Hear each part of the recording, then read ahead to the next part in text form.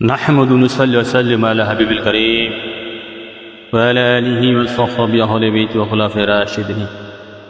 প্রিয় সুন্নি ও রাসালাতি জনতা, যে যেখান থেকে শুনছেন, বিশেষ করে ইমানদার মুমিন মুমিনাদের প্রতি সবিনয় সালাম।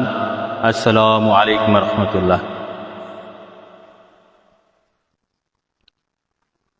আজকের এই পর্যায়ে আমাদের আলোচনা বিষয়বস্তু হচ্ছে, আমরা নিয়মিতভাবে লাইভ করছি, প্রায় 30-40টি লাইভ করেছি। আল্লাহ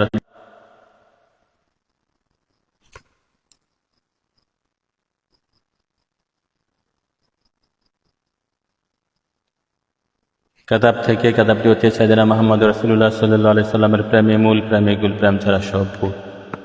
আমরা আজকেও সেটা থেকে আলোচনা করব, সেই কেতাবের 202 পৃষ্ঠা থেকে, আল্লাহ রাসূলের দয়া।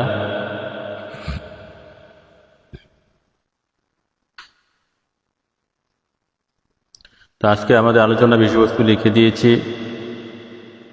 যে হুজুর পাক নবী সাল্লাল্লাহু আলাইহি ওয়াসাল্লামের সাথে সাহাবায়ে কেরামের প্রেম ভালোবাসা।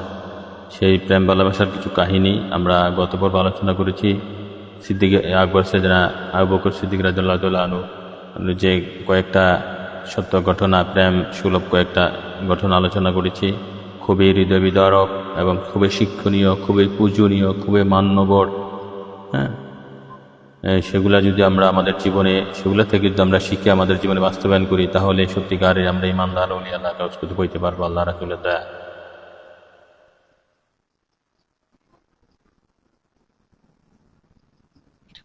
তো আজকে আমরা আলোচনা করব সেই প্রেমে মূল, প্রেমে গুল, প্রেম ছাড়া সব ভুল নামক কেতাব থেকে। সেই কেতাবের আমরা আলোচনা কথা অন্যদিকে না বাড়িয়ে আমরা মূল কেতাব থেকে পাঠ করার চেষ্টা করি এবং সেগুলো আলোচনা করি। যে হুজুর পাক নবীজির প্রেম, সাহাবারা কেরামের জীবনী পড়তেই হবে। আমার নবী পাক সাল্লাল্লাহু আলাইহি সাল্লামের প্রেম সাথে প্রেম করতে গেলে, শিখতে গেলে এর কোনো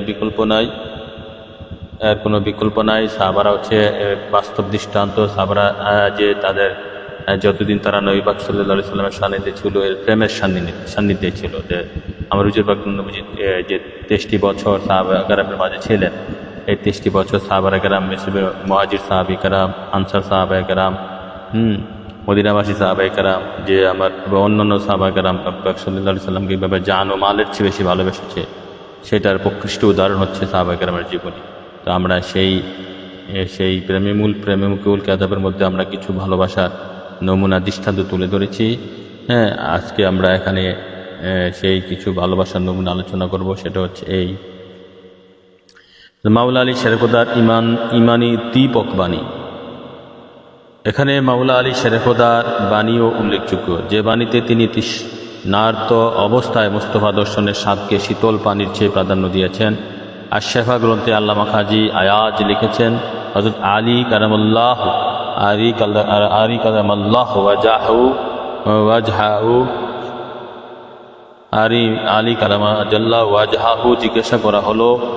জিজ্ঞাসা করা হলো কাইফা কানা হুব্বুকুম লি রাসূলুল্লাহি, হুজুর পাক নবী সাল্লাল্লাহু আলাইহি সাল্লামের ভালোবাসা কেমন ছিল? তদুত্তরে হযরত মাওলা আলী শেরখোদা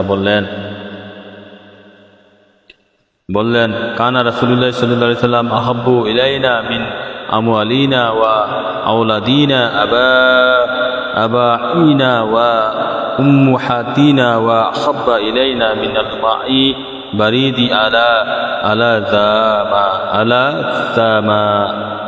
আল্লাহু আকবার। ইয়া রাসূলুল্লাহ, আল্লাহর দোস্ত হাবিব মাসুক আব্দুল নূরে খোদা নূরে মুজাসসাম আকরামাল্লাহ তাদের মদিনা সাইয়েদনা মুহাম্মদ মুস্তাফা সাল্লাল্লাহু আলাইহি সাল্লাম আমাদের কাছে আমাদের ধন সম্পদ, সন্তান সন্ততি, পিতা মাতা সহ এবং পিতা মাতা মহ এবং মাতা মহদের চেয়েও অধিকতর প্রিয়। কোনো তৃষ্ণার্তের শীতল পানির প্রতি যেরূপ চাহিদা, তার চেয়েও অধিক প্রেম আমাদের ছিল হুজুর পাক নবীজির প্রতি। আল্লাহু আকবার। ইয়া রাসূলুল্লাহ, মানে সমস্ত সাহাবা কেরামের প্রেম ভালোবাসা এখানে মাওলা আলী শেরখোদার উক্তি থেকে আমরা জানতে পারি। আল্লাহু আকবার। তারা হবে না কেন যুগের শ্রেষ্ঠ জাতি? তারা হক বাতিলের মাপকাঠি, সত্যের মাপকাঠি সাহাবারা কেন হবে না? এটা আসছে আশ-শেফা 2য় খণ্ড পৃষ্ঠা 568 মধ্যে এসেছে। যে কি বলছি? আল্লাহু আকবার। ইয়া রাসূলুল্লাহ, এখানে যদি আরবি অপরাধটা যদি আমরা আবার পড়ি,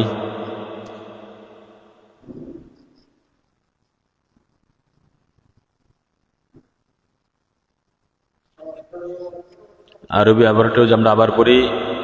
মাওলা আলী শেরকুদাকে প্রশ্ন করা হয়েছিল যে সাহাবায়ে কেরামের ভালোবাসা কেমন ছিল, হুজুর পাক নবী সাল্লাল্লাহু আলাইহি সাল্লামের প্রতি সাহাবায়ে কেরামের ভালোবাসা কেমন ছিল। আল্লাহু আকবার ইয়া রাসূলুল্লাহ। এই প্রশ্ন উত্তরে মাওলা আলী বলতেছেন, কানা রাসূলুল্লাহ সাল্লাল্লাহু আলাইহি সাল্লাম আহাব্বা ইলাইনা মিন আমওয়ালিনা ওয়া আওলাদিনা আবাইনা ওয়া উম্মাহাতিনা ওয়া আহাব্বা ইলাইনা মিনাল মাই বারিদি আলা দামা। আল্লাহু আকবার ইয়া রাসূলুল্লাহ। যে রাসূল পাক সাল্লাল্লাহু আলাইহি সাল্লামকে আমরা আমাদের ভাই বেরাদর, আত্মীয় স্বজন, পিতা মাতা, মা বাপ, আত্মীয় স্বজন সবার চেয়ে বেশি, সন্তানাদি সবচেয়ে বেশি ভালোবাসতাম। রাসূল পাকের ভালোবাসা আমাদের সবচেয়ে বেশি ছিল। আমাদের পিতামহ মাতা, আমাদের পিতামহ এবং মাতামহদের চেয়ে অধিকতর প্রিয়। কোনো তৃষ্ণার্তের, লাস্টে কি বললেন, কোনো তৃষ্ণার্তের শীতল পানির প্রতি যেরূপ চাহিদা, তার চেয়ে অধিক প্রেম ভালোবাসা ছিল হুজুর পাক নবীর প্রতি। আল্লাহু আকবার।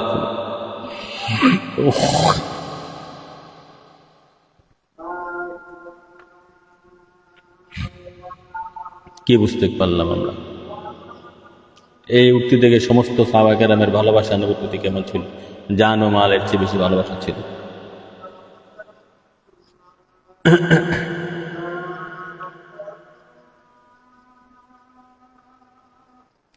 সাহাবায়ে কেরামের ভালোবাসা আমার হুজুর পাক নবীর প্রতি সাহাবায়ে কেরামের ভালোবাসা জান ও মালের চেয়ে বেশি ছিল। এই উক্তি থেকে আমরা, এই আবারত থেকে আমরা জানতে পারি কেবল ক্ষুধায় নয়, বরং যে কোনো মনোবেদনাই দূর হয়ে যায় নবী দর্শনে।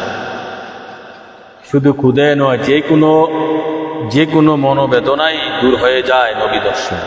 হযরত ইউসুফ আলাইহিস সালামের সৌন্দর্যের পরমত্ব সীমিত ছিল কেবল ক্ষুধার্তের তৃপ্তি দানে, কিন্তু আল্লাহর দুস্ত হাবিব মাশরুক আব্দুল নূরে খোদা নুল মুজাসসাম আকে মাওলা তাজের মদিনা সাইয়েদনা মুহাম্মদ মুস্তাফা সাল্লাল্লাহু আলাইহি সাল্লামের জাহিরি বাতিনি সুন্দর। জাহিরি বাতিনি সুন্দর, কেবল খুদে নয়, বরং যে কোনো মনোবেদনাই মহৌষধ। ইমাম বাহাকি ও ইবনে ইসহাক বর্ণনা করেন, হুজুর পাক নবীজির সাথে শরীক হয়ে উহুদ যুদ্ধে আনসার গোত্রীয় এক মহিলার পিতা, ভ্রাতা ও স্বামী সবাই শাহাদাত বরণ করেন। যুদ্ধ থেকে আসা যে কারণেই মহিলাটির সাথে সাক্ষাৎ হয় তাকে জানাতেন। যুদ্ধ থেকে আসা যে কারোই মহিলাটির সাথে সাক্ষাৎ হতো তাকে জানাতেন তোমার পিতা শহীদ হয়ে গেছে। কেউ বলতেন তোমার স্বামী শহীদ হয়েছে।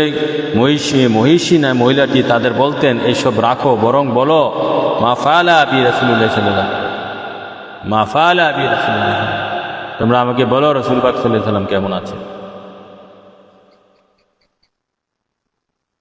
তোমরা আমাকে বলো রাসূল পাক সাল্লাল্লাহু আলাইহি ওয়াসাল্লাম কেমন আছে।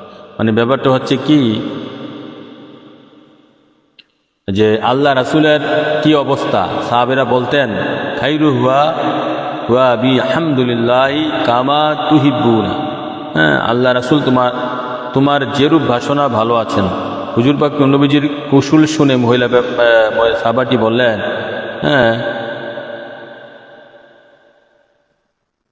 আমাকে নিয়ে চলো, আমি হুজুর পাককে চাক্ষুষ দেখব। যখন এই মহিলাটি সাইয়েদনা মুহাম্মদ মুস্তাফা সাল্লাল্লাহু আলাইহি সাল্লামের কে এক নজর দেখতে পেলেন, চিৎকার দিয়ে বললেন, ইয়া রাসূলুল্লাহ কুল্লু মুসিবাতুন বাদাকা জালাল, ইয়া রাসূলুল্লাহ কুল্লু মুসিবাতুন বাদাকা জালাল। ইয়া রাসূলুল্লাহ, আপনাকে এক নজর দেখতে পেয়ে হৃদয়ের সমস্ত দুঃখ ক্লেশ দূর হয়ে যায়। সাইয়েদনা মুহাম্মদ মুস্তাফা সাইয়েদনা মুহাম্মদ রাসূলুল্লাহ সাল্লাল্লাহু আলাইহি সাল্লাম, পৃষ্ঠা 402, বরাত বাইহাকি ও ইবনে ইসহাক। আল্লাহু আকবার রাসূলুল্লাহ। বিষয়টা আবার বলছি একটু বুঝে ব্যাখ্যা করে, যে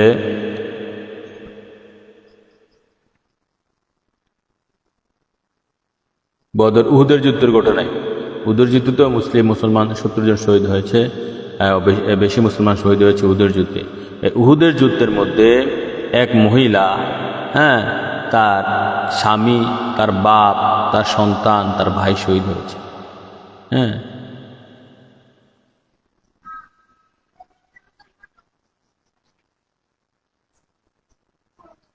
বায়াকি ইবনে ইসহাক বর্ণনা করেন, হুজুর পাক নবীর সাথে শরীক হয়ে উহুদ যুদ্ধে আনসার গোত্রীয় এক মহিলার পিতা, ভ্রাতা, স্বামী, পিতা, ভাই এবং স্বামী সবাই শাহাদাত বরণ করে। তার 3 জন শাহাদাত বরণ করেছে। একজন উহুদ যুদ্ধে অংশগ্রহণ করে এক মহিলার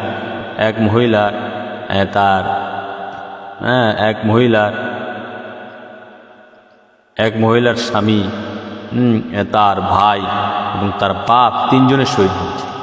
শহীদ হওয়ার পর যখন উহুদের যুদ্ধটা তো অন্যরকম ছিল, অন্য যে কোনো 10টা যুদ্ধের চেয়ে অনেক আতঙ্কিত, অনেক হাজারি বিশ করে সাহাবারা, যে আমার নবী পাক এমন একটা ঘোষণা হয়ে গেছে যে নবী পাক সাল্লাল্লাহু আলাইহি ওয়াসাল্লাম শাহাদাত শহীদ হয়ে গেছেন। আল্লাহু আকবার ইয়া রাসূলুল্লাহ। তো এখন সাহাবারা, এই মহিলা দৌড়িয়ে, মহিলা তো যুদ্ধে যায় নাই, উহুদের ময়দানে চলে যাচ্ছে এবং সামনে যত সাহাবারা পড়তেছে, কেউ বলতেছে গো তোমার স্বামী শহীদ হয়েছে, কেউ বলতেছে তোমার ভাই শহীদ হয়েছে, কেউ বলতেছে তোমার বাপ শহীদ হয়েছে, যেহেতু তার 3জন শহীদ হয়েছিল। এই সমস্ত তাকে খবর দিতে লাগলো মহিলাকে। তো মহিলা এই সমস্ত কিছুর কর্ণপাত না করে মহিলা বলতে লাগলো, মাফালা বি রাসূলুল্লাহ সাল্লাল্লাহু আলাইহি ওয়াসাল্লাম, রাখো আমার স্বামী শহীদ হয়েছে, রাখো আমার বাপ শহীদ হয়েছে, রাখো আমার ভাই শহীদ হয়েছে, আমাকে সংবাদ দাও সাইয়্যিদুল মুরসালিন খাতামুন নবীন, আল্লাহর দুস্ত নূরে খোদা নূরে মুজাসসাম আকায়ে মাওলা তাজরে মদিনা সরোয়ারে কায়নাত হাদিয়ে কাউকাইন আমার নবী পাক সাল্লাল্লাহু আলাইহি সাল্লাম কেমন আছেন আগে সেই সংবাদটা তোমরা আমাকে, সেই সংবাদটা আগে আমাকে দাও। মহিলা বলতে,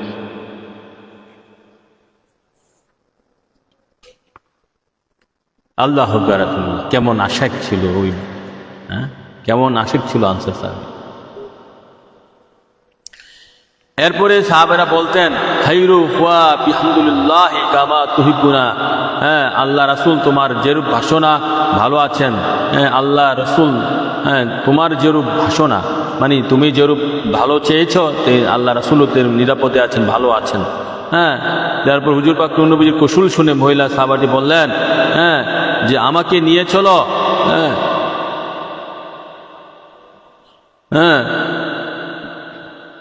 আমাকে নিয়ে চলো আমার হুজুর পাক নবী সাল্লাল্লাহু আলাইহি সাল্লামের কাছে, আমাকে নিয়ে চলো। তখন মহিলাকে আমার হুজুর পাক, যে আমি সচক্ষে দেখতে চাই আল্লাহর দুস্ত হাবিব নূরে খোদা নূরে মুজাসসাম সাইয়েদনা মুহাম্মদ মুস্তাফা আহমদ মুর্দা কেমন আছেন, আমি চোখকে দেখতে চাই। তখন মহিলাকে নিয়ে যাওয়া হলো হুজুর পাক নবীজির কাছে। তখন মহিলা গিয়ে বলতেছে,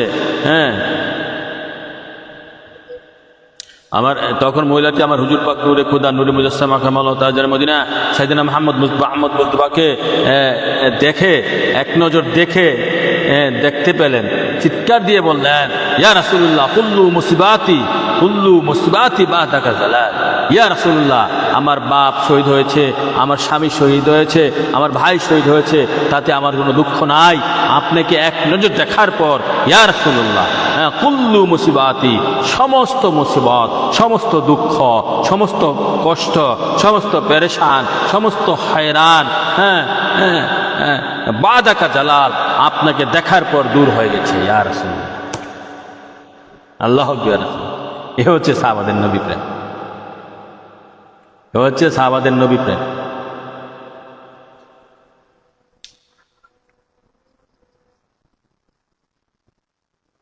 কে বুঝলে?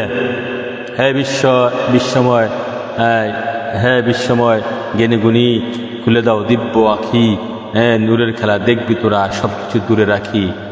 ওরে ও বিশ্ববাসী, খুলে দাও দিব্য আখি, প্রেমের খেলা দেখবি তোরা, সব কিছু দূরে রাখি। আল্লাহ রাসূলের প্রেমের খেলা দেখবি তোরা, সব কিছু দূরে রাখি। কে বুঝলেন?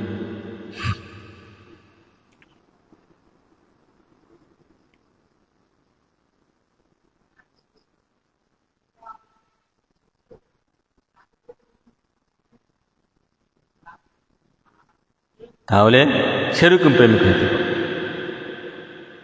তাহলে সাহাবারা তাদের সমস্ত দুঃখ ভুলে যেত, যন্ত্রণা ভুলে যেত, স্বামী হত্যার, স্বামী শহীদ হওয়ার যে জ্বালা যন্ত্রণা বেদনা, সেটা সে ভুলে যেত নবীকে দেখে। তারপরে বাপ শহীদ হওয়ার যে বেদনা, সেটা ভুলে যেত নবী দুজানকে দেখে।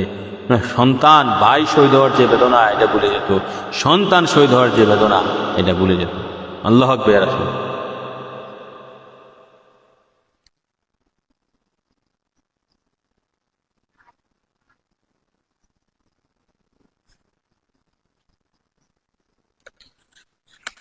এগুলো মনে রাখতে হবে, এগুলো থেকে আমাদের অনেক শিখার আছে, জানার আছে, বোঝার আছে, এগুলা মিলিয়ে দেখতে হবে আসলে আমি আপনি কতটুকু প্রেম করেছি রাসূল পাক সাল্লাল্লাহু আলাইহি সাল্লামের সাথে, সেগুলাই আমাদের দেখার বিষয়।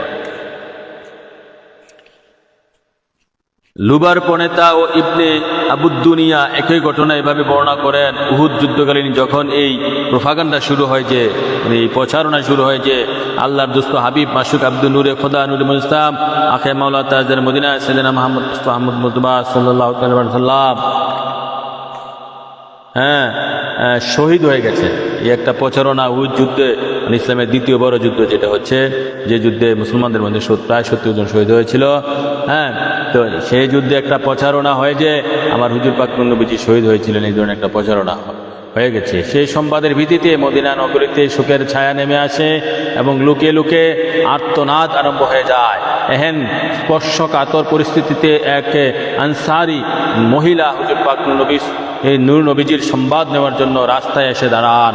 এদিকে সাহাবীরা প্রত্যাগমনকালে উহুদ যুদ্ধে শহীদ হয়ে যাওয়া যোদ্ধাদেরকে সাথে করে আনেন।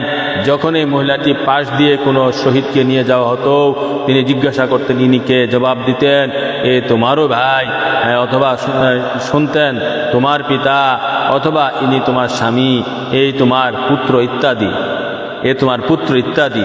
জবাব শুনে তিনি বলতেন, আমি এই জন্য এখানে দাঁড়াইনি ফামালা নবী সাল্লাল্লাহু আলাইহি ওয়াসাল্লাম, আমি আমার স্বামীর শহীদ হওয়ার কথা শুনতে দাঁড়াইনি, আমি আমার পিতা শহীদ হওয়ার কথা শুনতে দাঁড়াইনি, আমি আমার সন্তানের শহীদ হওয়ার কথা শুনতে দাঁড়াইনি, আমি আমার ভাইয়ের শহীদ হওয়ার কথা শুনতে দাঁড়াইনি, এই শোকে আমি মুহ্যমানও নই। এখন মহিলা তাদেরকে বললেন, আমি তো এই জন্য দাঁড়াইনি, মাফালা নবী সাল্লাল্লাহু আলাইহি ওয়াসাল্লাম, আমাকে বলো আল্লাহর দুস্থ হাবিব নূরে খোদা নূরে মুজাসসাম আখে মাওলা তাজের মদিনা সাইয়েদনা মুহাম্মদ মুস্তাফা আহমদ মুতওয়া কেমন আছেন, নবীর অবস্থা কেমন আছেন। নবী যদি ভালো, আল্লাহ রাসূল ভালো রাখে, সব কিছু ভালো, নবীর অবস্থা কেমন আছেন এই মহিলা জিজ্ঞাসা করল। এটা অন্য রেওয়াতে এইভাবে আসছে আর কি, আমাকে বলো যে আমার নবীর অবস্থা নবীর কি অবস্থা। সাহাবারা বললেন তিনি কৌশলে আছেন, মানে ভালো আছেন, বিখাইর আলহামদুলিল্লাহ, তিনি আগে তাশরিফ নিয়ে গেছেন। মহিলাটি বললেন, আমাকে আল্লাহর নবীর কাছে নিয়ে চলো। তিনি যখন হুজুর পাক নবীর কাছে পৌঁছলেন, হুজুর পাকের দামান মুবারক আঁকড়ে ধরে আরজ করতে থাকেন, আল্লাহ রাসূল আপনি নিরাপদে আছেন তো? আমার সব আছে, অপর সকলে শহীদ হয়ে যাওয়াতে আমার কোনো দুঃখ নাই। মুহাব্বরা দুনিয়া দ্বিতীয় খণ্ড পৃষ্ঠা 93। আল্লাহু আকবার। রাসূলুল্লাহ, ইয়া রাসূলুল্লাহ আপনি আছেন তো? সব আছে, অন্য সকলে শহীদ যাওয়ার তো কোনো সমস্যা নাই, আমার কোনো দুঃখ নাই। আমার বাপ শহীদ হয়েছে, আমার স্বামী শহীদ হয়েছে, আমার ভাই শহীদ হয়েছে, আমার সন্তান শহীদ হয়েছে, তাতে আমার দুঃখ বেদনা কিছু নাই। আপনি সুস্থ আছেন, আপনি ঠিক আছেন তো? সব ঠিক আছে। আল্লাহু আকবার। ইয়া রাসূলুল্লাহ, তাদের ভালোবাসা, প্রেম।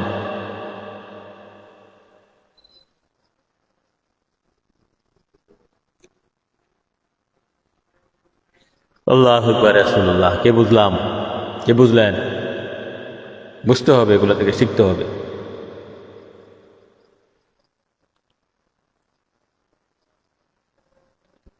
এগুলো থেকে শিখতে হবে।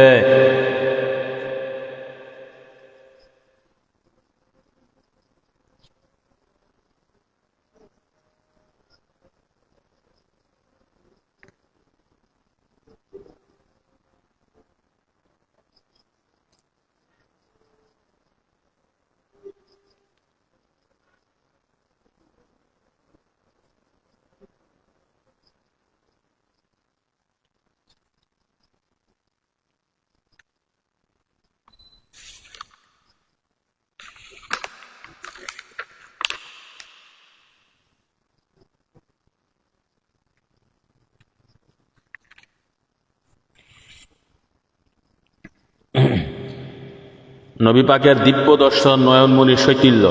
হযরত আবু হুরায়রা রাদিয়াল্লাহু আনহু থেকে বর্ণিত, তিনি বলেন, এটা আমি হুজুর পাক নবী সাইয়েদনা মুহাম্মদ মুস্তাফা আহমদ মুতওয়া সাল্লাল্লাহু আলাইহি ওয়াসাল্লামের দরবারে আরজ করলাম।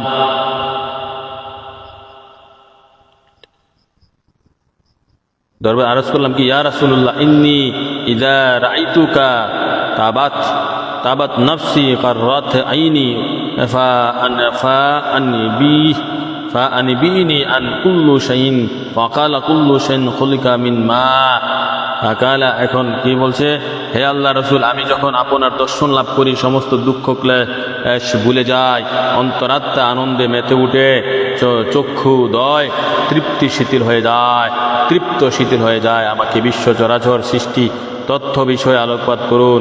হুজুর পাক নবীজি ফরমালেন, প্রত্যেক বস্তু সৃষ্টি পানি থেকেই। সাইয়েদনা মুহাম্মদ রাসূলুল্লাহ, পৃষ্ঠা 407-8। এখানে এই কথাটা হচ্ছে এই এক, তিনি বলেন, হযরত আবু হুরায়রা রাদিয়াল্লাহু আনহু থেকে বর্ণিত, তিনি বলেন, এটা আমি হুজুর পাক নবী সাল্লাল্লাহু আলাইহি সাল্লামের দরবারে আরজ করলাম কি, ইয়া রাসূলুল্লাহ ইন্নী ইযা রাআইতুকা, ইয়া রাসূলুল্লাহ, যখন আপনাকে দেখি, তাবাত নফসি ওয়া কাররাত আইনি ফাআনবিইনি আন কুল্লু শাইইন। হে আল্লাহ রাসূল, আমি যখন আপনার দর্শন লাভ করি সমস্ত দুঃখ ক্লেশ ভুলে যায়, অন্তরাত্মা আনন্দ মেতে ওঠে, চক্ষুদয় তৃপ্ত শিথিল হয়ে যায়। আল্লাহু আকবার। ইয়া রাসূল। এরপরে নবী পাক সাল্লাল্লাহু আলাইহি ওয়াসাল্লাম বললেন, আমাকে, এরপরে আরো বলা হয়েছে, আমাকে বিশ্ব চরাচর সৃষ্টির তত্ত্ব বিষয়ে আলোকপাত করুন। তখন হুজুর পাক নবীজি বললেন তার প্রশ্ন উত্তরে, ফাকালা রাসূলুল্লাহ কুল্লু শাইইন খুলিকা মিন মাই। নবী পাক সাল্লাল্লাহু আলাইহি ওয়াসাল্লাম বললেন, ইরশাদ করলেন, প্রত্যেক বস্তুর সৃষ্টি পানি থেকেই। কোরআনে পাকও আছে, ওয়া জাআলনা,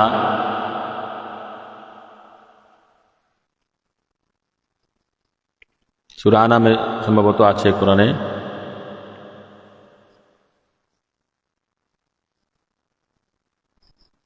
যে সবকিছু জীবিত সবকিছু পানি হতে সৃষ্টি, কোরআনে পাকে আয়াত আছে। এই কথাটা এসেছে সাইয়েদনা মুহাম্মদ রাসূলুল্লাহ কিতাবের নাম, পৃষ্ঠা 407-8। উক্ত রেওয়ায়েতে আলোকে শেখ আব্দুল্লাহ সিরাজউদ্দিন স্বামী লিখেছেন, হুজুর পাক নবীজির জাতি নূরের জাতি সত্তার সাথে সাহাবা কেরামের অঙ্গতা, ভালোবাসা ও প্রেমের মাত্রা এমন ছিল যে হুজুর পাককে চোখে না দেখলে তারা অবিচল থাকতে পারতেন না। আর যখনই হুজুর পাক নবীজিকে একেবার দেখে নিতে পারতেন, তাদের মন মগজ দিমাগ তৃপ্ত শিথিল হয়ে যেত, অন্তরাত্মা উৎফুল্ল হয়ে যেত এবং বক্ষ প্রশস্ত হয়ে যেত।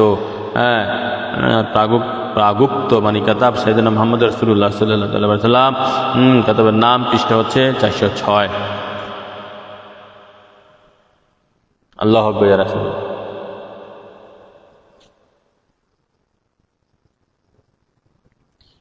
দর্শনের তৃপ্তি বর্ধনে চোখের পলক না ফেলা। হযরত আয়েশা সিদ্দিকা বরাতে কোনো ব্যক্তিকে নিয়ে একটি বর্ণনা পাওয়া যায় ইমাম তিবরানীর, যা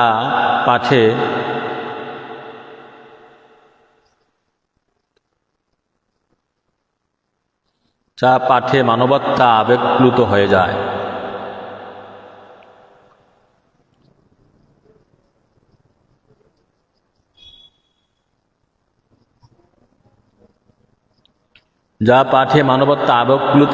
কানা রাজুলুন ইনদাহ নবী সাল্লাল্লাহু আলাইহি ওয়াসাল্লাম ফায়ানজুরু ইলাহি লা ইয়াতরুফু। হুজুর পাক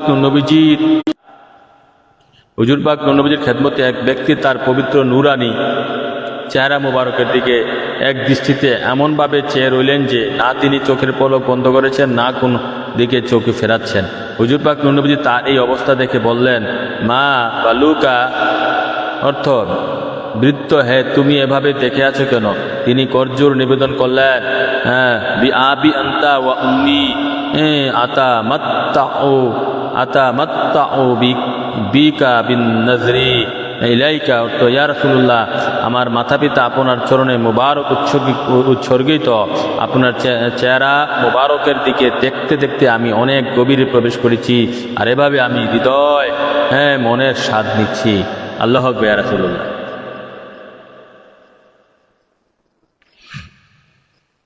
নবীকে দেখে হৃদয় মনের স্বাদ নিচ্ছে সাহাবায়ে কেরাম। এক সাহাবা নবী পাক সাল্লাল্লাহু আলাইহি ওয়াসাল্লামের কাছে এসে তিনি অপলক নেত্রে পলকহীনভাবে তিনি নবী পাক সাল্লাল্লাহু আলাইহি সাল্লামের দিকে তাকিয়ে আছেন। তখন নবী পাক সাল্লাল্লাহু আলাইহি সাল্লাম তাকে প্রশ্ন করছে, তুমি এভাবে তাকিয়ে আছো কেন?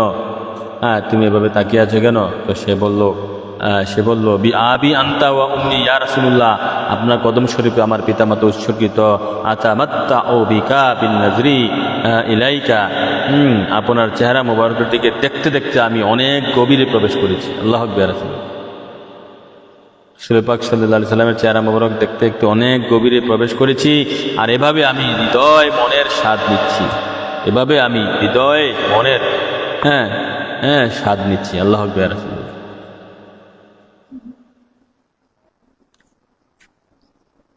এর হচ্ছে সাহাবায়ে কেরামের প্রেমের কিছু আংশিক কাহিনী, বাস্তব ঘটনা।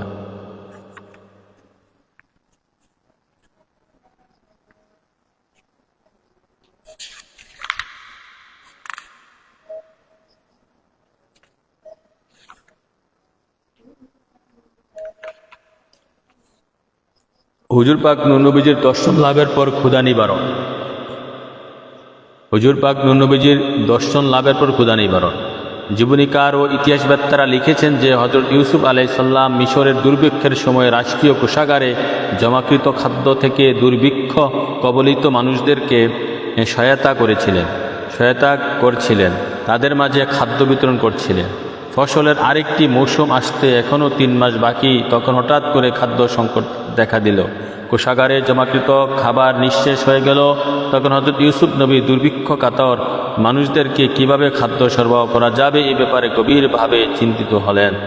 ওই সময় আল্লাহ পাক হযরত জিবরাইল দ্বারা তাকে জানিয়ে দিলেন যে আপনি আপনার মুখমণ্ডলকে সকলের জন্য উন্মুক্ত করে দিন, এতে করে যাতে ক্ষুধার্ত মানুষের ক্ষুধা নিবারণ হয়ে যায়। আল্লাহু আকবার। ক্ষুধার্ত মানুষের ক্ষুধা নিবারণ হয়ে যায়। রেওয়াতে আছে যে কোনো ক্ষুধার্ত ব্যক্তি যদি তাকে দেখে নিত তখন তার ক্ষুধা মিটে যেত। শামাইলুত তিরমিজি পৃষ্ঠা 27 হাসিয়া 3। কোরআন কারিমে মিশরের নারীদের ব্যাপারে উল্লেখ আছে যে তারা হযরত ইউসুফ নবীর মোহনীয় রূপ দর্শনে বেকুল ও আত্মহারা হয়ে গিয়েছিল, ফলে তারা বেগরে তাদের অঙ্গুলি কেটে ফেলেছিল, মানে তাদের আঙ্গুল কেটে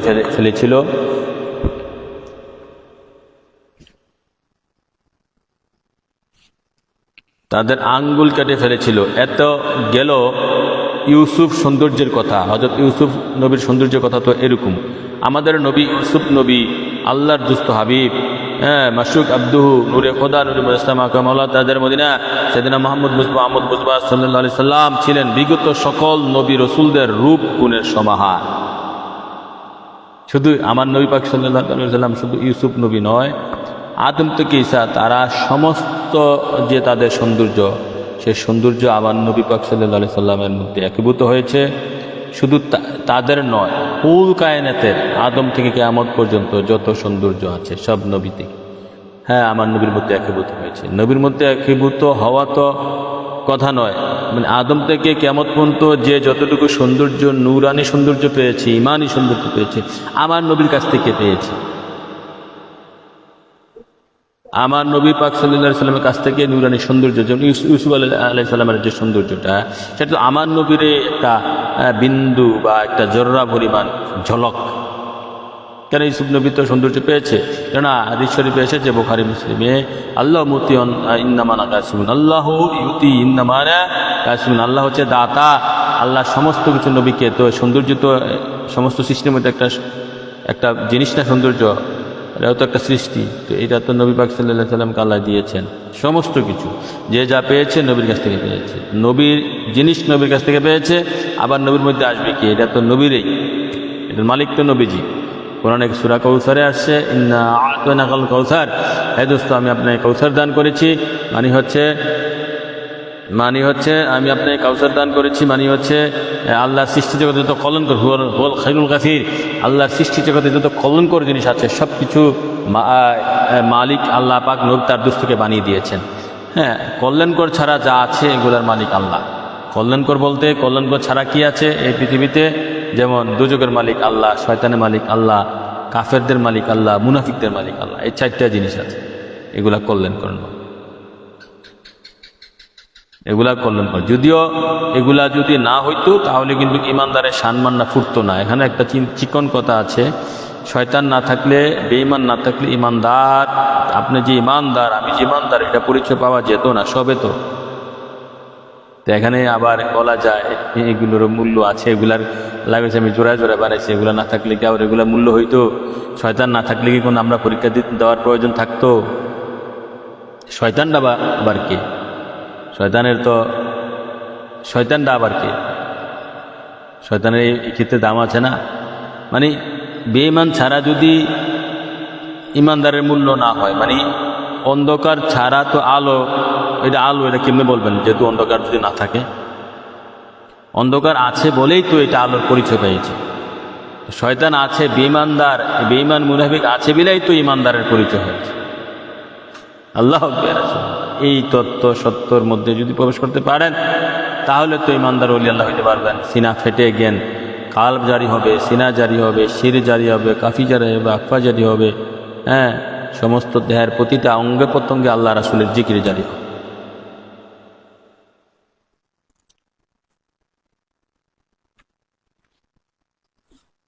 যাক, আমরা যে জিনিস আলোচনা করছিলাম যে আদম থেকে ঈসা নয়, শুধু আদম থেকে কিয়ামত পর্যন্ত যত সৌন্দর্য, নুরানি সৌন্দর্য আছে, ইমানি সৌন্দর্য আছে, লাবণ্য মানে সৌন্দর্য আছে, আমরা সৌন্দর্য বলতে যা বুঝি সমস্ত কিছু আমার নবীর কাছ থেকে পেয়েছে এবং সমস্ত কিছু এই নবীর মধ্যে আবার একীভূত হয়েছে। তো নবীর সৌন্দর্য কি আসল সৌন্দর্য নবীকে কেউ দেখেছে? যেমন হযরত প্রেমিক রাজা হযরত ওয়াইস কুরনি রাদিয়াল্লাহু তাআলা আনহু যখন জুব্বা দিতে গিয়েছিল, হযরত ওয়াইস কুরনি রাদিয়াল্লাহু তাআলা আনহুকে যখন নবী পাক সাল্লাল্লাহু আলাইহি ওয়াসাল্লাম পর্দা করার পর যে জুব্বাটা দিয়েছিলেন, এটা দিতে নবীজি বলছে এটা পুছে দিবা তোমরা ওয়াইস কুরনি নামক শহরে। এটা বলছে এটা পুছে দেওয়ার জন্য, এটা জুব্বা মোবারক পুছে দেওয়ার জন্য হযরত মাওলা আলী শরীফুদ্দা, হযরত সাইয়েদনা ফারুক আজম তারা দুইজনে গিয়েছিল। তারপরে তারা খুঁজে হযরত ওয়াইস কুরনি রাদিয়াল্লাহু তাআলা আনহুকে তারা খুঁজে বের করলেন, বললেন যে আপনার আমানত আল্লাহর দুস্থ হাবিব নূরে খোদা নূরে মুজাসসাম আঁখে মাওলা তাজার মদিনা সাইয়েদনা মুহাম্মদ মুস্তাফা আহমদ মুজতবা এই জুব্বা মুবারক আপনাকে দান করেছেন, আপনি এটা গ্রহণ করুন। তার কথার প্রসঙ্গে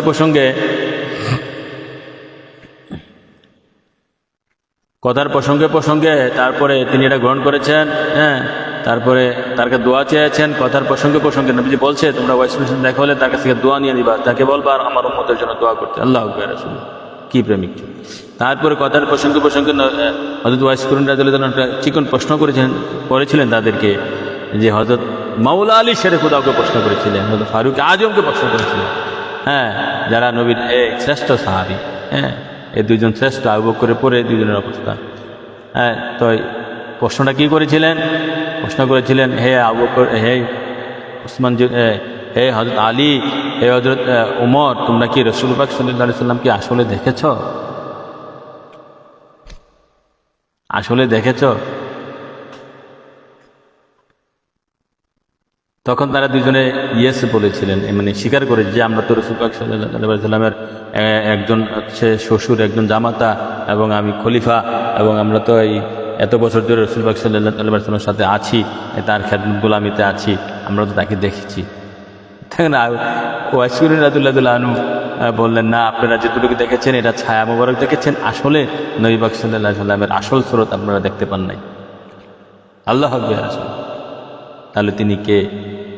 রাসূল পাক সাল্লাল্লাহু আলাইহি সাল্লাম আসলে কে? তিনি তার আসল সুরত যদি দেখে সারা পৃথিবী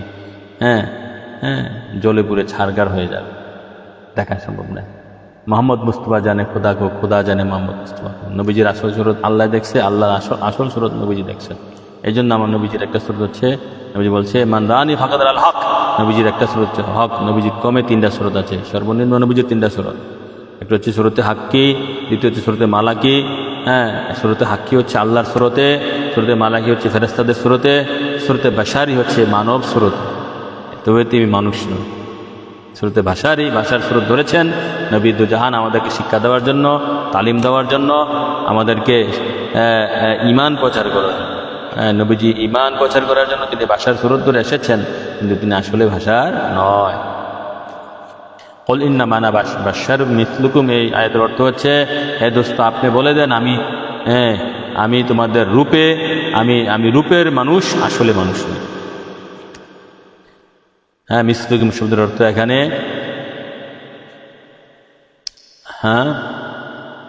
মেজাজি নিতে হবে। মিসলুকুম শব্দের অর্থ এখানে মেজাজি নিতে হবে, যে আমি রূপে মানুষ, আসলে মানুষ।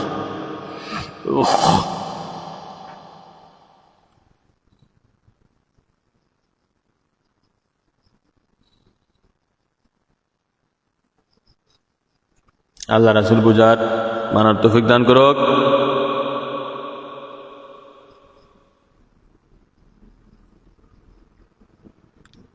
এখানে এসেছে আমাদের নবী ইউসুফ নবী আল্লাহর দুস্থ হাবিব মাসুক আব্দুহু নূরে খোদা নূরে মুস্তাম আকে মাওলা তাজদারে মদিনা সাইয়েদনা মুহাম্মদ মুস্তাফা আহমদ মুজবা সাল্লাল্লাহু আলাইহি সাল্লাম ছিলেন। বিগত সকল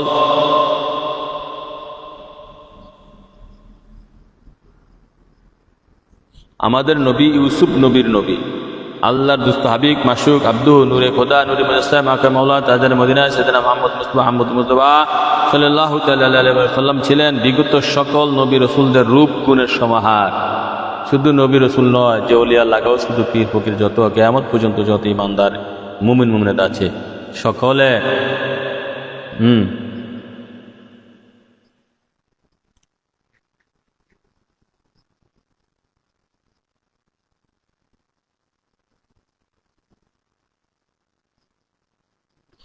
আমার নবী পাক সাল্লাল্লাহু আলাইহি সাল্লামের রূপ ছিল কি, তারপরে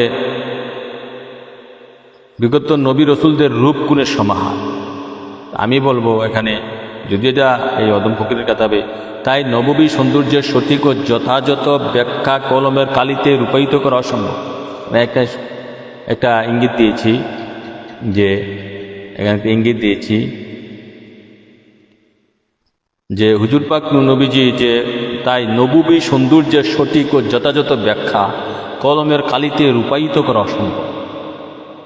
হুজুর পাক নবীজির জিয়ারতে ধন্য হয়ে অনেক আশেক সাহাবী পেটের ক্ষুধাও মিটিয়ে ছিল।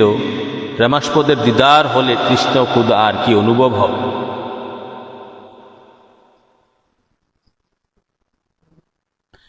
হাদিস শরীফে আছে, হযরত আবু হুরায়রা রাদিয়াল্লাহু আনহু হতে বর্ণিত, একদা হুজুর পাক নবীজি এমন এক মুহূর্তে হুজরা শরীফ থেকে বের হলেন, লা ইয়াখরুজু ফিহা ওয়ালা ইয়াবকাহু, যে মুহূর্তে হুজুর পাক কখনো বের হতেন না আর কেউ ওই সময় সাক্ষাৎ করতো না। তখন হলো কি, ক্ষুধাক্লিষ্ট আবু বকর বের হলেন ঘর থেকে। নূর নবীজির সাথে সাক্ষাৎ হলে হুজুর পাক আবু বকরকে জিজ্ঞেস করলেন, আবু বকর এই মুহূর্তে তুমি কেন বের হলে? তখন আবু বকর আরজ করলেন, আবু বকর কি আরজ করেছেন?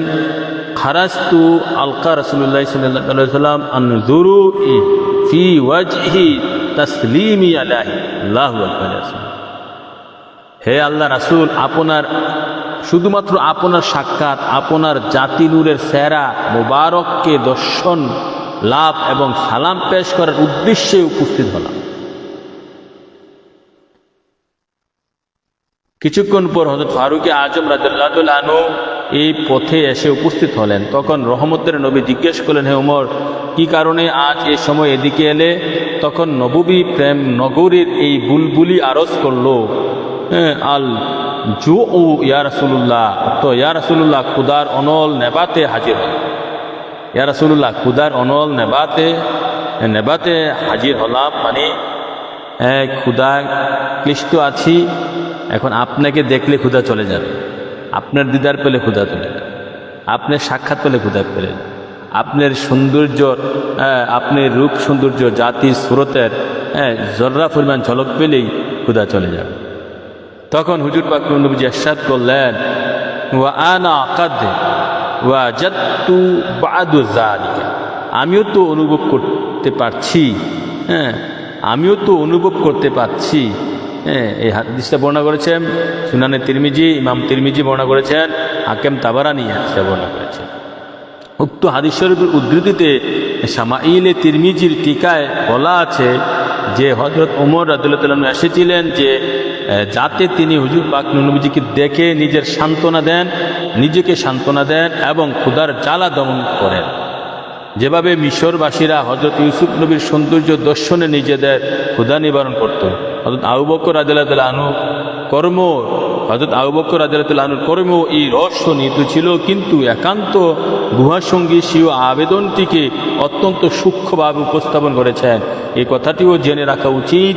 হুজুর পাক নবীজি নূরে খোদা নূরে মুহাম্মদ সাইয়েদনা মুহাম্মদ মুস্তাফা সাল্লাল্লাহু আলাইহি সাল্লাম নূরে নবুয়ত দ্বারা দেখতে পেয়েছিলেন যে এই মুহূর্তে আবু বকর সাক্ষাৎ প্রার্থী হবে, আর আবু বকর রাদিয়াল্লাহু আনহুর কাছে নূরে বেলায়েত দ্বারা প্রতিমান হয়েছিল যে এই মুহূর্তে প্রিয় নবীর সাক্ষাৎ অবশ্যই নসিব হবে। শামাইলুন তিরমিজি পৃষ্ঠা 27 হাসিয়া 3। আল্লাহ সাল্লাল্লাহু আলাইহি ওয়াসাল্লাম হলে শ্রেষ্ঠ সাহাবারা কেরামরা নবীর সাথে কিভাবে প্রেমের বন্ধনে আবদ্ধ হয়েছিলেন, সাহাবা কেরাম কিভাবে নবীর সাথে প্রেমের বন্ধনে আবদ্ধ হয়েছিলেন যে তার আর ক্ষুধা নিবারণ হয়ে যেত। ছেলে সন্তান মেয়ে বাপ স্ত্রী, আমরা তার আগে পূর্বে বলেছি এক মহিলা সাহাবী উহুদের ময়দানে তার স্বামী শহীদ হয়েছে, তার বাপ শহীদ হয়েছে, তার ভ্রাতা শহীদ হয়েছে, তার সন্তান শহীদ হয়েছে, কিন্তু সেগুলোর প্রতি ভ্রুক্ষেপ করল না। তিনি মাফালা ইয়া রাসূলুল্লাহ, রাখো এসব, আমার নবী কেমন আছে আগে, আমার নবী কেমন আছে আগে, তার যন্ত্রণা শেষ। তারপরে সাহাবারা বলল যে আল্লাহ রাসূল তো ভালো আছেন, উহুদের যুদ্ধের মধ্যে। তো এখন মহিলা আবার বলল যে আমাকে আল্লাহ রাসূলের কাছে নিয়ে যাও। তারা নিয়ে গেল। নিয়ে যাওয়ার পর মহিলা কি বলল আমরা তো এখানে আলোচনা করেছি। নিয়ে যাওয়ার পর মহিলা বলল যে কি, ইয়া রাসূলুল্লাহ কুল্লু মুসিবাতি বাদাগা জালাল, ইয়া রাসূলুল্লাহ কুল্লু মুসিবাতি বাদাগা জালাল। হে আল্লাহ রাসূল, আমার সমস্ত দুঃখ দুর্দশা, আমার ছেলে আমার স্বামী শহীদ হয়েছে, বাপ শহীদ হয়েছে, পিতা শহীদ হয়েছে, ভাই শহীদ হয়েছে, সন্তান শহীদ হয়েছে, তাতে আমার কোনো দুঃখ নাই, আমি সমস্ত দুঃখ ভুলে গেছি আপনি একে দেখে। ইয়া রাসূলুল্লাহ, এ হচ্ছে এরা সাহাবা কেরামের প্রেমের কাহিনী। এ হচ্ছে সাহাবা কেরামের আংশিক প্রেমের কাহিনী আমার নবী পাক সাল্লাল্লাহু আলাইহি ওয়াসাল্লামের সাথে। এগুলো জানতে হবে, মানার চেষ্টা করতে হবে, নিজের মধ্যে আমল করতে হবে। জানলেন একটু আমল করবেন, জানলে তো একটু আমল করবেন, জানতে হবে সেগুলো সব, না জানলে কীভাবে আমল করবে। হায় হায়, বাংলাদেশে মানুষ নবীর প্রেম ভালোবাসা নিয়ে গবেষণা করে না। আলেম ওলামারা মুখোমুখি প্রেমের কথা কয়, চুক্তি করা ছাড়া ওয়াজ করে না। আলেম ওলারা মুখে মুখে, বিশেষ করে সুন্নি জামাতের আলেমরা, তরিকতের আলেমরা, বক্তাগণ, আলেম তো নাই, বক্তাগণ প্রেমের কথা বলে, কিন্তু টাকা এলে সব প্রেম শেষ, এই টাকা ছাড়া সে প্রেমের কথা বলে না। জানে তো না, আমার কাছে মনে হয় খাঁটি প্রেম তাদের মধ্যে আছে।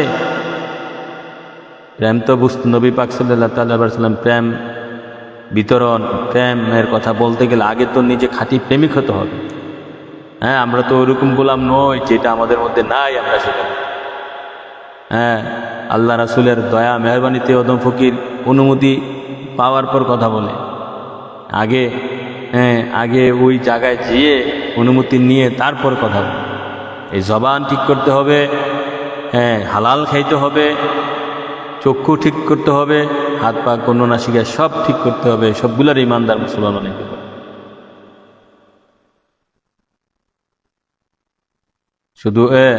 শুধু নামাজ পড়লাম, হারাম খাইলাম, ইমানদার মুসলমান হয়ে গেলাম, কখনো নয়। নামাজও পড়লাম, মিথ্যা কথা কইলাম, ইমানদার মুসলমান হয়ে গেলাম, কখনো নয়। আর ঘরে ঘরে তো সুদের ব্যবসা। ঢাকা শহর যান, প্রতিটা বাড়ি, প্রতিটা ব্যবসা করতেছে, লোনের টাকা তোলে, লোনের টাকা তোলে। বিদেশে যান, এও হারাম টাকা ইনকাম। দেশে থাকেন, এও হালাল কোনো ব্যবসা বাণিজ্য আছে বলে আমার মনে হয় না। আছে হাজারে দুই একটা যারা হালাল ব্যবসা করে, তারা 20, 50, 1 কোটি টাকা বাড়ি তৈরি করতে পারে। তারা সব সময় মাছ মাংস গুস্ত খাইতে পারে না, তারাও এসির মধ্যে থাকতে পারে না। হায় হায়, প্রেম এত বড় একটা জিনিস। প্রেমে আপনাকে দিবে না কখনো, ভোগবিলাস।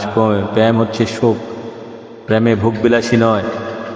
হ্যাঁ, প্রেম হচ্ছে জ্বালা, প্রেম হচ্ছে সুখ।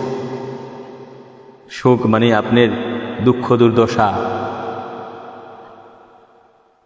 ভোগবিলাসে প্রেম নয়, হারাম খাইয়া প্রেম। হ্যাঁ, গুনাহগার ইমানদার যারা, তারা হারাম খাবে, নবীজি আল্লাহ রাসূল মাফ করার মালিক। তবে যারা পদে আছেন, দায়িত্বে আছেন, ইমামের দায়িত্বে, খলিফার দায়িত্বে, পীর সাহেবের দায়িত্বে, আলেমের দায়িত্বে, হ্যাঁ, মুফতির দায়িত্বে, মুফাসসিরের দায়িত্বে, হ্যাঁ, মুহাদ্দিসের দায়িত্বে যারা আছেন, যারা ওলি আল্লাহ হ্যাঁ হইতে চান বা অলির দায়িত্বে আছেন, মুজাদ্দিদের দায়িত্বে আছেন, কুতুবের দায়িত্বে আছেন, গাউসের দায়িত্বে আছেন, হ্যাঁ, তারা তো কখনো ডালও খাইতে পারে না, হারাম খাইতে পারে না, মিথ্যা বলতে পারে না, সুদের ধারে কাছে যাইতে পারে না। এগুলা থেকে যদি রক্ষা করতে চান, গতকাল এক দোকানে বলেছিলাম, আল্লাহ রাসূলকে পাওয়ার জন্য কয়টা মানুষের ভিতরে আকাঙ্ক্ষা জাগ্রত হয়, মানুষের আগ্রহ আছে, ইচ্ছা আছে। ইচ্ছা থাকলেই তো পাবো। ইচ্ছাটা কেমন হইতে হবে? ইচ্ছাটা কেমন? যে মনে মনে ইচ্ছা আছে, এরকম ইচ্ছা হতে হবে। হ্যাঁ, আপনি একটা মেয়ের সাথে, উদাহরণস্বরূপ বলতেছি, আপনি একটা যুবতী মেয়ের সাথে প্রেম করবেন, হালাল প্রেম, হালাল প্রেম। মেয়ের প্রস্তাব দিয়েছেন, ভালো লাগছে, চেহারা সুরত দেখে, তার ধার্মিকতা দেখে, তার আচার ব্যবহার দেখে ভালো লাগছে, প্রস্তাব দিচ্ছেন। এভাবে তো প্রস্তাব দেওয়া জায়েজ আছে, হালালভাবে প্রস্তাব দিচ্ছে, মেয়ে রাজি হচ্ছেন। কেন? আপনি মেয়ের প্রেমে আসক্ত হয়ে গেছেন, তার চেহারা আপনার কালবে বিন্দে গেছে, তার চেহারা আপনার কালবে বসে গেছে, আপনি তার বারবার স্মরণ পড়ে, তখন আপনি বিবাহের প্রস্তাব দিলেন, সে বিবাহতে রাজি নয়।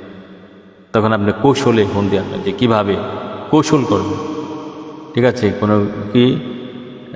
কি ম্যাচমেকার, মুক্তার লাগাবেন, তারপরে ঘটক লাগাবেন, কাউ অন্য কোনো মাতবর দেয়া কোনো নেতারে পাঠাবেন, ছলে বলে কৌশলে আপনি চেষ্টা করবেন তাকে রাজি করানোর, যে তাকে ছাড়া আপনি চলতে পারছেন না, খাওয়া দাওয়া, ওঠা বসা, হাট বাজারে তার কথাই আপনার মনে পড়ে।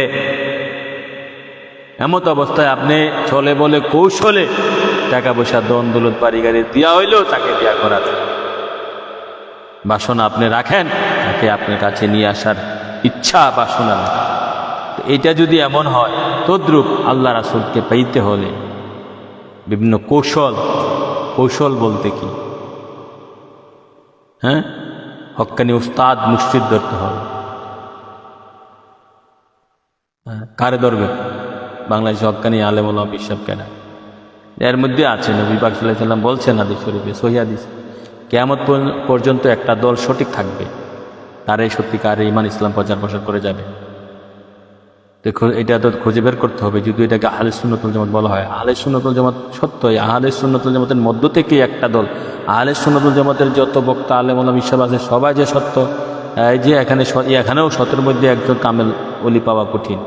আহলে সুন্নাত ওয়াল জামাতের মধ্যে, আহলে সুন্নাত ওয়াল জামাতের মধ্যেও সতের মধ্যে একজন পিশাব খাঁটি পাওয়া, কামেল পিশাব পাওয়া বড় কঠিন।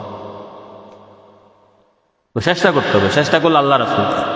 আমি যদি বলি, গভীর রাত্রে আল্লাহ রাসূলের কাছে হাত উঠে বলেন, আমাকে একজন লোকের সাক্ষাৎ করান ইয়া রাসূলুল্লাহ, নবীর কাছে চাই, রাসূল পাকের কাছে চাইতে হবে, ইয়া রাসূলুল্লাহ, আমাকে এমন একজন লোকের সাক্ষাৎ করান, যার মাধ্যমে, যার কাছে গেলে আমি আপনাকে পাবো, যার মাধ্যমে আপনাকে পাবো, হ্যাঁ, যার মাধ্যমে আপনার ভালোবাসা, আপনার হাকিকত, আপনার শরীয়ত, আপনার তরিকত, আপনার সমস্ত কিছু আমি যার মধ্যে পাবো, এমন লোকের সাথে আমাকে পরিচয় করাই দেন, এমন লোককে আমাকে স্বপ্নে দেখান। কোনোদিন চাইছেন? চাই না। তো এই কেননা আগ্রহ তো নেই। আগ্রহ কি? টাকা পয়সা, বাড়ি গাড়ি না। আগ্রহ কি? কিরাকত, সময় অপচয় করা, দোকানপাটে, রাস্তাঘাটে। মানুষ তো আর 24 ঘন্টা কাজ করে না, 8 ঘন্টা, 10 ঘন্টা, 12 ঘন্টা কাজ করে, কর্ম। বাকি সময়টা কি করে? মানলাম 7 ঘন্টা, 8 ঘন্টা ঘুমান, হ্যাঁ। তো সময় দিতে হবে, আগ্রহ তৈরি করতে হবে, মরার চিন্তা করতে হবে, আল্লাহ রাসূলের প্রতি আগ্রহ ভালোবাসা যে তাকে পাইতে হবে। হ্যাঁ, এখন আবার কেউ প্রশ্ন করতে পারেন তাকে যে পাওয়ার, আল্লাহ রাসূলকে পাওয়ার যে বিষয়টা, সেটা কে পেয়েছে, কতটুকু হইলে পাওয়ার তো শেষ নাই। পাওয়া যে যতটুকু আপনি মুক্তি পাওয়া, যে এই পৃথিবীতে থাকতেই কোরআনে আসছে সূরা সাফে বা তাহরিমে আসছে, ইয়া আইয়ুহাল্লাযীনা আমানু কু আনফুসাকুম ওয়া আহলিকুম নার, হে আমানুগণ আগে নিজেকে মুক্ত করো দুজকের আগুন থেকে, তারপর তোমার আহল। তারপরে আসছে ইয়া আইয়ুহাল্লাযীনা আমানু আলাইকুম আনফুসাকুম, ইয়া আইয়ুহাল্লাযীনা আমানু আলাইকুম আনফুসাকুম। নিজেকে আগে সংশোধন করো, নিজেকে আগে বিশুদ্ধ করো, তারপরে অন্য নিজেকে সংশোধন করতে হবে। নিজেকে বিশুদ্ধ করার জন্য, শুদ্ধ করার জন্য, নিজেকে পাক সাফ করার জন্য, নিজেকে ইমানদার বানানোর জন্য, এইটাই প্রথম ডিউটি হওয়া উচিত একজন মানুষের। এই চিন্তা আগ্রহ কার আছে? যাকে আল্লাহ রাসূল দয়া করে, যার পিতামাতা ভালো ইমানদার ওলি আল্লাহ, তারা তালিম দেয়। যারা হক্কানি মুর্শিদের সোহবত পায় তারা তালিম দেয়, যারা হক্কানি আলেমের সোহবত পায়, হক্কানি ওলির সোহবত পায়, তারা তালিম দেয়। আমরা তো এই অদমপক্ষিতে তালিম দিচ্ছি 15-20 বছর ধরে, লোক পাচ্ছি না। আল্লাহ রাসূল চাইলেই আর দিবে, আল্লাহ রাসূল যাকে পাঠানোর দরকার পাঠাইবে। তাক্কাল তো আল্লাহ রসুলি, আল্লাহ রাসূল যাদেরকে পাঠানোর কথা পাঠাবে, পাঠানোর প্রয়োজন মনে করেন তিনি পাঠাবেন। এর চেয়ে আর বেশি কিছু না, দরকার নাই এর চেয়ে বেশি। কেননা ইবনে মাজাহ শরীফ একটা হাদিস আছে, হেদায়েত থাকে ইমানদার ওলি আল্লাহ গাউস কুতুবের কালবে। ইমানদার ওলি আল্লাহ গাউস কুতুবের মাধ্যমে আল্লাহ হেদায়েত দান করেন।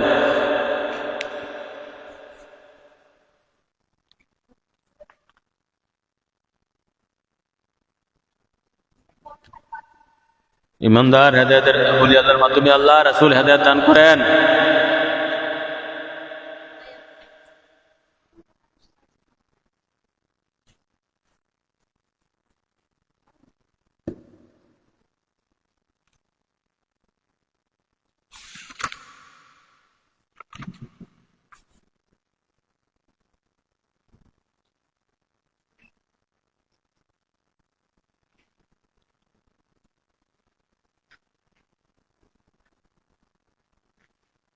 হুজুর পাক নবীজির ওফাতকালে, আমরা 10-15 মিনিট কথা বলবো, আর 10-12 মিনিট। হুজুর পাক নবীজির ওফাতকালে হযরত উমর ফারুকের বিলাপ, হযরত যায়েদ ইবনে আসলাম রাদিয়াল্লাহু তাআলা আনহু হতে ওমর ফারুক রাদিয়াল্লাহু তাআলা আনহুর ব্যাপারে বর্ণিত আছে যে খেলাফতের আমলে তিনি একদিন জনগণের খবরাখবর নেওয়ার জন্য রাতের বেলায় বের হলেন। একটি গৃহে দেখলেন সেখানে আগুন জ্বলছে। এক রমণী সুতা কাটতে কাটতে বিদাহের বিরহ বেদনার সমুদ্রে ডুবে গাইছিল, আলা মুহাম্মাদিন সালাতু আবরার সাল্লু আলাইহি তাইয়িবুনা আখিয়ার قد كنت قياما باكى بالاسحار يا ليت شيري والمنايا أطوار هل تجمعوني وحبيبي يحدار। আল্লাহু আকবার।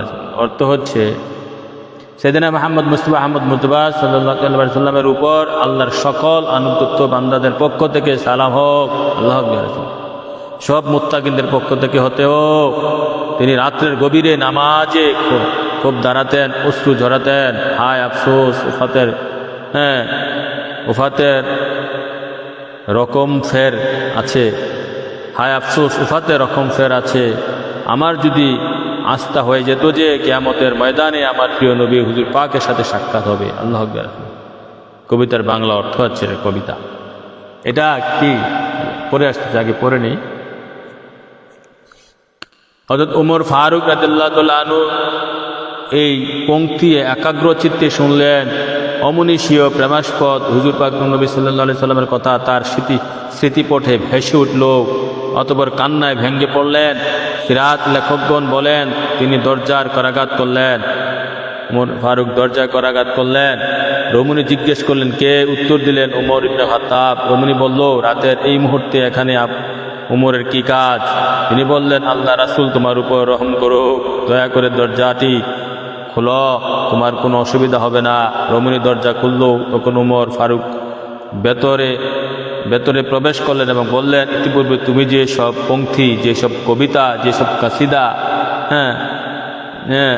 যেসব স্তুতি পড়েছিলে তা পুনরাবৃত্তি করো। রমণীটি পংক্তিগুলো আবৃত্তি করার পর হযরত উমর ফারুক বললেন, সেই পুণ্যময় মাহফিলে আমাকেও শামিল করো, আর এও বলো আখিরাতে আমাদের উভয়ের যেন হুজুর পাক নবীজি সাইয়্যিদুল মুরসালিনের সাহচর্য নসিব হয়। আর হে ক্ষমাকারী, ওমরকে ক্ষমা করো। খুফাজি নসিমুর রিয়াদ 3য় খণ্ড পৃষ্ঠা 355 মধ্যে এসেছে।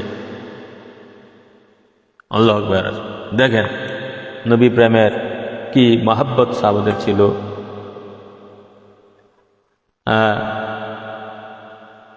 কি ভালোবাসা তাদের ছিল। আমরা জানি এরকম অনেক ঘটনা করেছে। সাইয়েদনা ওমর ফারুক আজম রাদিয়াল্লাহু তাআলা আনহু তিনি রাতে প্রায় বেরোতেন প্রজাদের খোঁজখবর নেওয়ার জন্য, সাহাবায়ে কেরামের খোঁজখবর নেওয়ার জন্য। তো এরকমভাবে তিনি এক রাত বের হলেন। বের হওয়ার পর দেখতে পেলেন যে কোনো এক মহিলা তার ঘরের মধ্যে আমার নবী পাক সাল্লাল্লাহু আলাইহি ওয়াসাল্লামের শানে কাসিদা মুবারক গাইতেছে, পাঠ করছে। তো ওমর রাদিয়াল্লাহু আনহু কান মুবারক সজাগ করে শুনলেন। শোনার পর তার নবী প্রেমের যে জোশ ভিতরে জেগে উঠল। জেগে ওঠার পর সেই ওমর রাদিয়াল্লাহু আনহু গভীর রাতে মহিলাকে দরজা গিয়ে নক করলেন। নক করার পর মহিলা বলল, কে? তো ওমর রাদিয়াল্লাহু আনহু বলল যে আমি উমর। তো মহিলা বলল, উমর আপনি আমিরুল মুমিনিন, আপনি আমাদের রাজা, আপনি এখানে এত রাতে এখানে কেন? আমার ঘরে দরজা নক করছেন কেন? তো উমর রিকোয়েস্ট করে বিনয় করে বলল যে আপনি দরজাটা খুলুন, আপনার কোনো ক্ষতি হবে না, আপনার সাথে আমার কথা আছে। তারপর দরজা খুলল কথা। তো ওমর ঘরের ভিতরে প্রবেশ করে বললেন, আপনি যে কাসিদাটা আমার নবীর শানে যে দুরূদ শরীফটা গাইছিলেন, পড়ছিলেন, সেটা আবার বলুন, আবার পড়ুন। তখন ওই মহিলা সেটা আবার গাচ্ছিল, আবার পাঠ করলো। পাঠ করার পর ওমর রাদিয়াল্লাহু আনহু বলল যে আপনার এই কাসিদার মধ্যে আমাকেও শামিল করুন। আপনি যেভাবে নবীকে ভালোবেসে এটা গাইতেছেন, আমি ওমরও সেভাবে যেন নবী আমাকেও সেভাবে যেন কবুল করে। আপনি যে নবীর সাথে দেখা করার জন্য হাসরের মাঠে নবীর নসিব দিদার নসিব হওয়ার জন্য আপনি যে এখন আবেদন জানাইছেন, আপনার সাথে সাথে আমি ওমরও আবেদন জানাই, আল্লাহর দুস্থ হাবিব নূরে খুদা নূরে মুজাসসাম আগে মাওলা তাজের মদিনা সাইয়েদনা মুহাম্মদ মুস্তাফা আহমদ মুজতবা সাল্লাল্লাহু আলাইহি সাল্লামের দিদার নসিব যেন হাসরের মাঠে নবীজির শাফায়াত, নবীজির সাহায্য, নবীজির ভালোবাসা যেন নসিব হয়। আপনার সাথে সাথে আমাকেও আপনি শামিল করুন। তখন মহিলা হযরত ওমরের সাথে সাথে ওমরের কথা মেনে ওমরকেও শামিল করলেন এই কাসিদার মধ্যে, এই দুরূদ শরীফের মধ্যে। আসলে দুঃখের বিষয়, দুরূদ শরীফ কাসিদা বাংলাদেশে 72 দল আছে, তারা ওই দুরূদ ইব্রাহিম ছাড়া অন্য কোনো দুরূদ পড়তে চায় না। নবী শানে যখন হক্কানি ইমানদার ওলিয়া লাগাও শুধু তার অন্তর থেকে যখন আল্লাহ রাসূলেতে বের করে কথাটা, প্রেম ভালোবাসা, সেটি কাসিদা, সেটি দুরূদ শরীফ। নবীর শানে প্রশংসামূলক বাক্য, প্রশংসামূলক কবিতা, প্রশংসামূলক স্তুতি, এগুলোই দুরূদ শরীফ। অথচ এই ওয়াহাবি, খারেজি, দেবন্দি, লামাজাবি, আলে হাদিস তারা এগুলা গ্রহণ করতে চায় না। তারা দুরূদ ইব্রাহিম আর কোনো দুরূদ, এগুলা অবশ্যই চরম ভ্রান্ত। আশেকে রাসূল, খাঁটি প্রেমিক ওলিয়া লাগাও কুতুবরা যখন নবীর শানে কাসিদা লেখে, কবিতা লেখে, সেটাই দুরূদ শরীফ হয়ে যায়, সেটাই খাঁটি কবিতা হয়ে যায়, কবিতা দুরূদ শরীফ। এটাই নবীকে আপনি যেভাবে রাজি, প্রশংসামূলক বাক্য। দুরূদ শরীফের যদি বাংলা অর্থ করেন, বাংলা অর্থ তো আমি পাইছি না। দুরূদ শব্দ ফার্সি শব্দ, আরবিতে কয় সালাত, বাংলা কি করবেন? বাংলা অর্থটা কি করবে? তো বাংলা অর্থ যদি করতে হয়, আমি অদম ফকির একটা অর্থ করি যে দুরূদ মানে নবীর প্রশংসা, দুরূদ শরীফ মানে নবীর প্রশংসা, নবীর প্রশংসা গাইতে হবে। দুরূদ যদি নবীকে সালাত সালাম দেন, সালাত সালামে তো নবীর প্রশংসায়। আল্লাহ রাসূল আমরা যেন নবী পাক সাল্লাল্লাহু তাআলা আলাইহি ওয়াসাল্লামের উপর বেশি বেশি দুরূদ শরীফ পাঠ করতে পারি। আর দুরূদ শরীফ যত বেশি বেশি নিষ্ঠার সহিত ভালোবাসার সহিত পাঠ করবেন, তত অন্তরে ভালোবাসা জমবে, তত অন্তরে ভালোবাসা প্রকাশ হবে।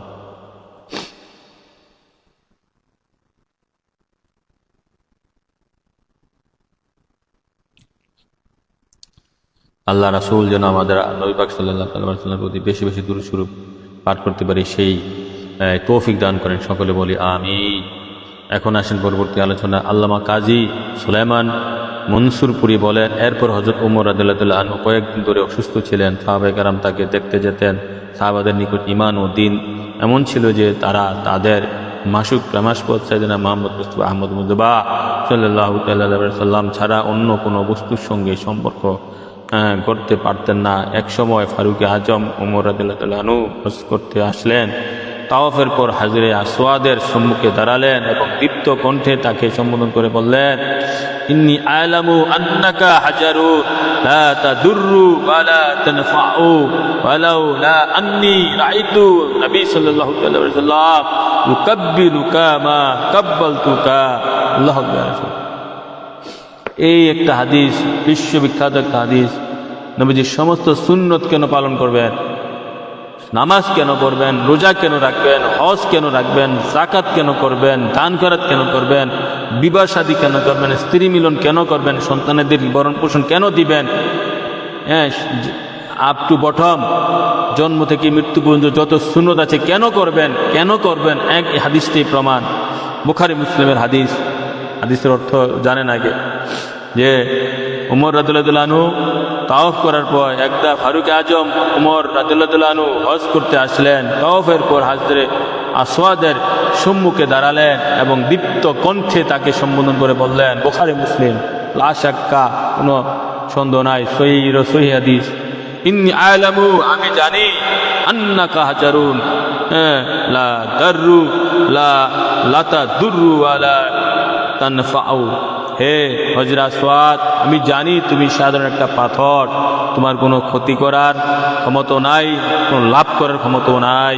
ওয়ালাউ লা আন্নী রাআইতু নবী সাল্লাল্লাহু আলাইহি ওয়াসাল্লাম, আমি যদি আল্লাহর দোস্ত হাবিব নূরে খোদা নূরে মুজতাম আকে মাওলা তাজের মদিনা সাইয়েদনা মুহাম্মদ মুস্তাফা আহমদ মুজতবা সাল্লাল্লাহু আলাইহি ওয়াসাল্লামকে না দেখতাম, ইউকাব্বুলুকা মা কাব্বালতুকা, আমি যদি না দেখতাম নবী তো জাহান তোমাকে চুমু দিছে, পাথরকে, আমি পাথরকে কখনো চুমু দিতাম না। নবী দু জাহান দিছে বলেই আমি পাথরকে চুমু দিচ্ছি। ফারুক আজম বলতেছে, নবী দু জাহান করছে বলে আমরা করব, নবীজি করছে বলে আমরা করব, নবীর প্রেমে, নবীর কারণ, আল্লাহর কারণ নয়, সবের আশায় নয়। সবের আশা হচ্ছে এটা দ্বিতীয় স্টেপ, যেটা আম লোকটা দেখাচ্ছে। প্রথম হচ্ছে নবীর প্রেম, নবীর সন্তুষ্টি। নবী করেছেন, আমি করেছি, আমি করব। কেন করছি এটা? নবী করেছেন। কেন? আশেক মাসুকের অনুসারী হয়ে থাকে। আমরা নবীর গোলাম মুনিবের অনুসারী হয়ে থাকি। নবী মুনিব, তিনি মাসুক, তিনি প্রেমাস্পদ, তিনি আব্দুহু, তিনি নূরে খোদা নূরে ইসলাম। তো আশেক মাসুকের অনুসারী হয়ে থাকে। আমরা নবীর অনুসারী হব।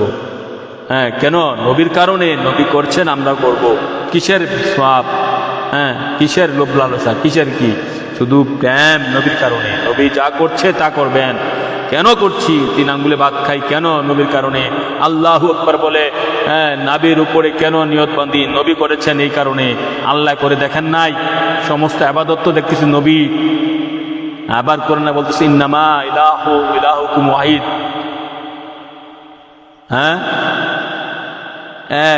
একেরই ইবাদত করি, তিনি নবী, নবীর গোলামি করে হচ্ছে ইবাদত।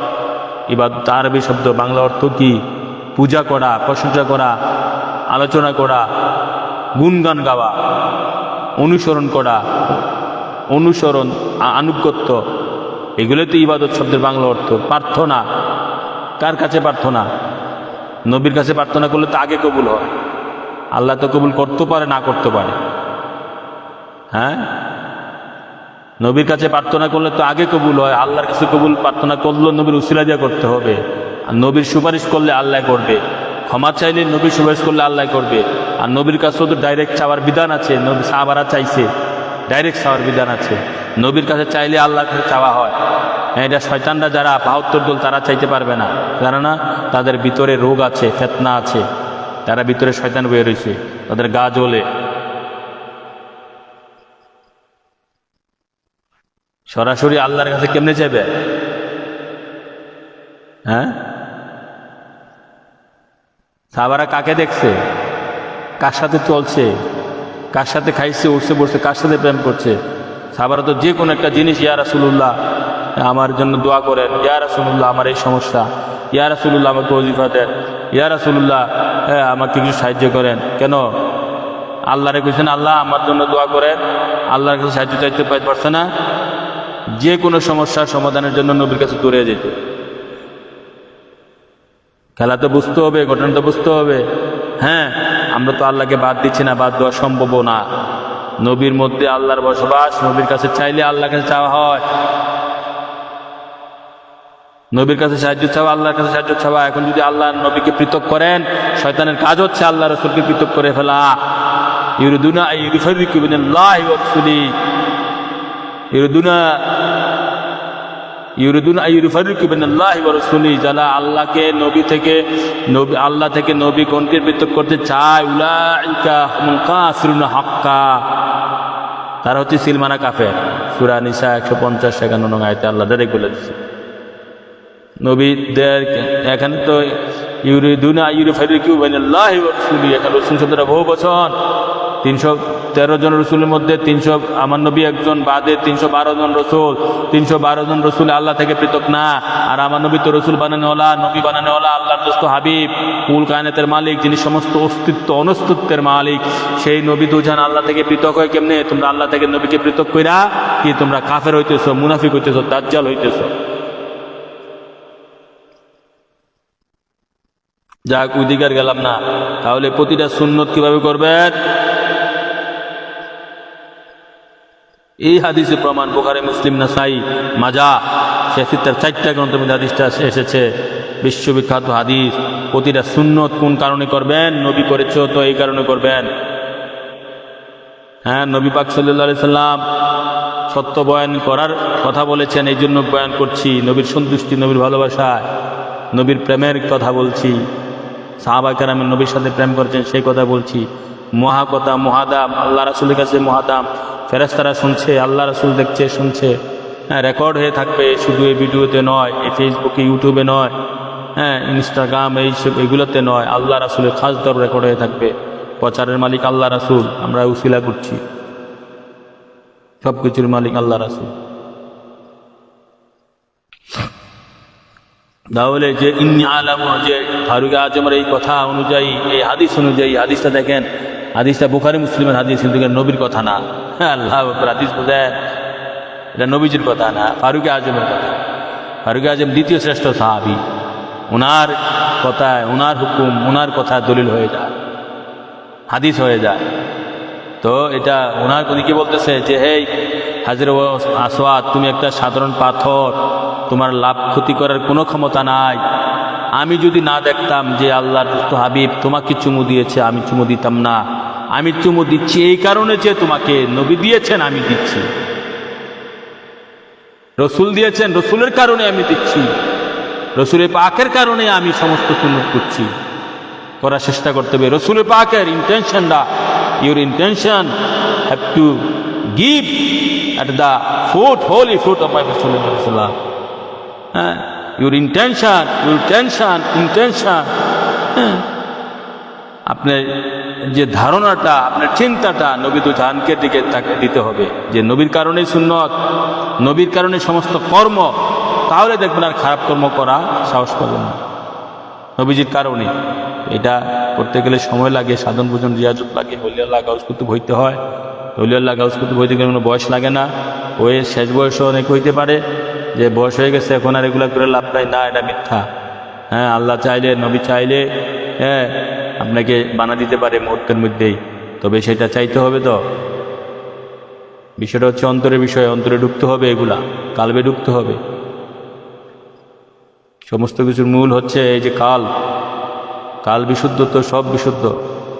কালব বিশুদ্ধ হইলেই ধীরে ধীরে আপনার আচার ব্যবহার, কথাবার্তা, খাওয়া দাওয়া, সুন্নত সমস্ত তরিকা ধীরে ধীরে হয়ে যাবে, যদি আপনি ইচ্ছা করেন, চান, আপনি আগ্রহ থাকে।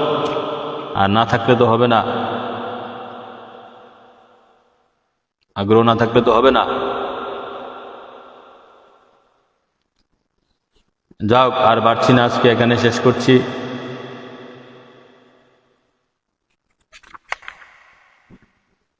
এখানে শেষ করছি আজকের মতো। যে আপনাদের দোয়া এবং আল্লাহ রাসূলের মেহরবানিতে, আল্লাহ রাসূলের দয়া, যে একটা কিতাব লেখা শেষ হয়েছে আজকে। কিতাবের নাম হচ্ছে গায়েবের গায়েব এবং ও হাজের নাজের বানানোওয়ালা যিনি। কিতাবের নাম হচ্ছে গায়েবের গায়েব ও হাজের নাজের বানানোওয়ালা যিনি। তিনি কে, এটার শিরোনাম, এইটার উপরে প্রায় 300 পৃষ্ঠা আল্লাহ রাসূল লেখাইছে। তো এটা শেষ হয়েছে। তার পরবর্তীতে এই জন্য ঈদের আগে পর্যন্ত একটু সময় সুযোগ পাই, লাইভে বসবো। যারা লাইভে আছেন জানতে পারলে বা মাগরিবের পরে একটু করবেন, মাগরিবের পরেই একটু নক দিবেন আমার পেজটাতে, লাইভে শরিক হবেন। লাইভে শরিক হয়ে কথা শুনে নিজের ইমান তাজা করবেন, হ্যাঁ, এবং কথাটা প্রচার করে আল্লাহ রাসূলের পক্ষ থেকে দয়া দাক্ষিণ্য, হ্যাঁ, দয়া ভালোবাসা পাওয়ার চেষ্টা করবেন।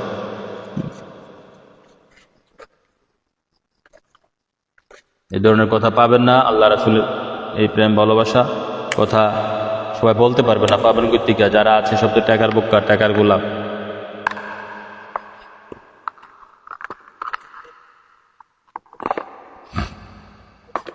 তো আজকের মতো এখানে শেষ করছি। আমা আলা নিন্দাল বালাক। আল্লাহ রাসূল আমাদের সকলকে সুস্থ রাখুক, ইমানের সহিত জীবিত রাখুক, ইমানের সহিত কবর হাসন মিজান ফুলচারিতে উঠুক, এই আশা ব্যক্ত রেখেই আমার সংযুক্ত বয়ান এখানে শেষ করছি। আসসালামু আলাইকুম ওয়া রাহমাতুল্লাহ।